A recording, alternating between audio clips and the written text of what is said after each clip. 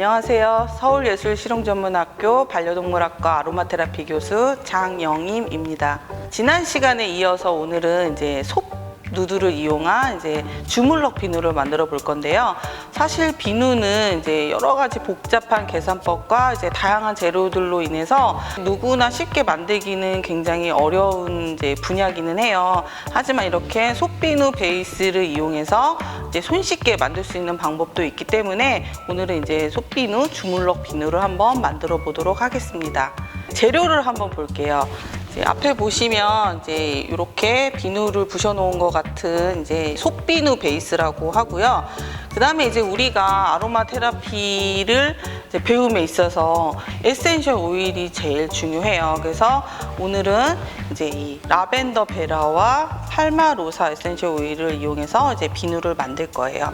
여기 있는 거는 지금 오트밀 가루인데요. 제가 지난 시간에도 말씀드렸지만 이 추가로 들어가는 파우더 타입은 뭐 여러 가지 가루 뭐 상관없이 사용하셔도 되는데, 저는 이 오트밀 가루가 특히 민감해진 피부나 뭔가 가려움증이 있거나 막 이렇게 좀 진정되는 역할을 굉장히 많이 하기 때문에 오트밀 가루를 좀 많이 이용하는 편이에요. 그래서 오늘도 비누에 오트밀 가루를 사용을 할 거예요. 그 다음에 지금 보시면 이렇게 끈이 있는데요. 좀 보관이 불편해서 비누를 안 쓰는 경우가 좀 많이 있어요. 그래서 우리는 오늘 이제 주물러서 모양을 만드는 형태의 비누를 만들 거기 때문에 비누 중간에다가 노끈을 심어서 거리 형태를 만들어서 걸어서 사용할 수 있게끔 만들 겁니다.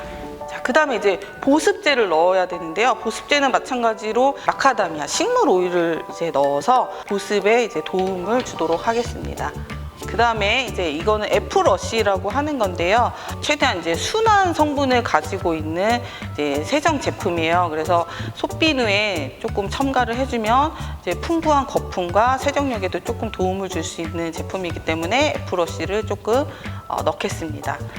그 다음에 이제 주물럭 비누도 우리 고형 타입의 그 입욕제와 마찬가지로 그 수분도를 맞춰주는 게 굉장히 중요해요. 그래서 반죽을 하다가 혹시 이게 잘 뭉쳐지지 않거나 뭔가 수분이 부족할 때는 이렇게 뭐 정제수라던가 아니면은 뭐 하이드롤라라던가 수분을 조금 추가해주면 되기 때문에 저는 일단 준비를 좀 해봤습니다.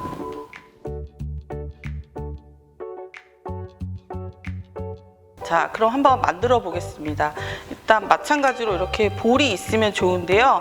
이 친구가 사실 뭉치는데 좀 어려움이 있기 때문에 이렇게 이제 지퍼백을 이용해서 이제 먼저 형태를 만든 다음에 나중에 이제 다듬어서 원이나 뭐 세모나 여러 가지 모양을 만드는 방법이 있어요. 오늘은 이제 잘 보이게 하기 위해서 저는 이제 볼에다가 먼저 만들어 볼게요. 이게 25g 계량 스푼인데요. 비누 하나의 크기가 보통 한 80g 정도가 제일 적당하기 때문에 일단 이 솥비누 베이스를 이제 75g을 넣겠습니다.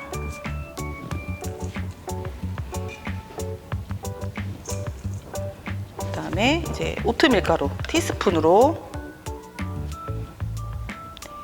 2개 정도. 그 다음에 우리가 입욕제를 만들 때는 이 가루 타입의 뭐 식물 오일과 에센셜 오일을 함께 넣어서 이제 풀어주는 작업을 했는데 이번에는 이렇게 따로 이제 액체 타입을 먼저 블렌딩을 한 다음에 이제 나중에 섞어주는 방법을 할 거예요. 왜냐면은 이제 비누의 입자가 조금 굵기 때문에 골고루 이제 나눠서 들어가기가 쉽지 않기 때문에 이렇게 먼저 배합을 한 다음에 이제 시작을 하겠습니다. 자, F러쉬를 4g 정도 넣어줄게요.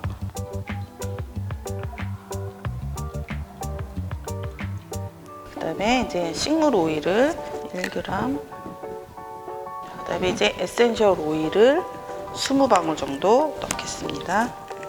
본인이 이제 취향에 맞춰서 최대한의 방울수만 넘지 않으면 되거든요. 그 안에서 이제 조절해서 넣으시면 돼요.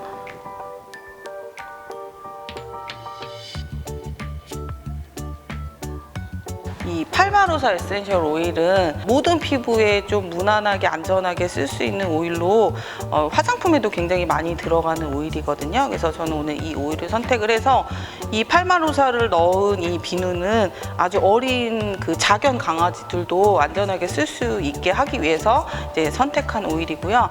그리고 라벤더 베라도 마찬가지로 정말로 누구나 남녀노소 어린 강아지 뭐 노령견 할 것 없이 안전하게 쓸 수 있는 오일 중에 또 하나예요. 잘 저어주세요.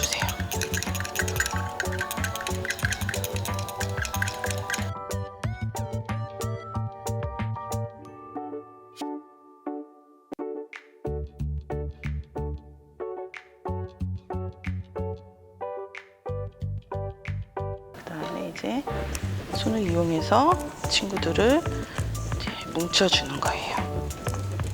자, 이렇게 지금 형태가 나올 만큼 이렇게 뭉쳐졌거든요.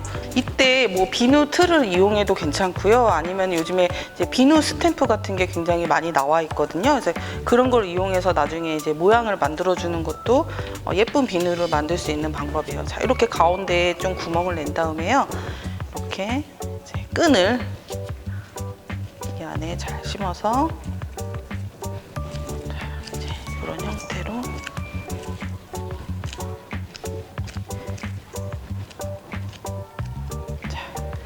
이렇게 하면 완성입니다.